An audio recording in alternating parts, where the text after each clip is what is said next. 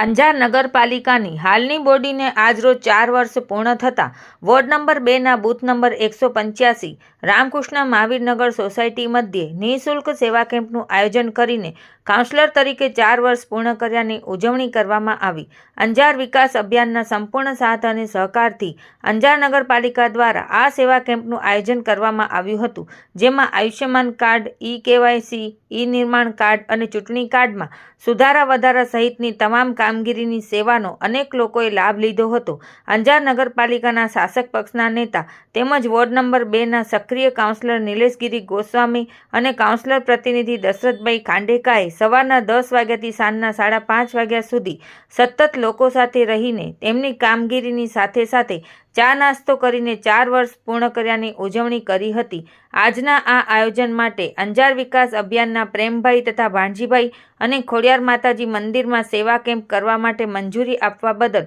અશોકભાઈ ખોડિયાર તથા સમગ્ર ખોડિયાર પરિવાર અંજારનો આભાર વ્યક્ત કરવામાં આવ્યો હતો.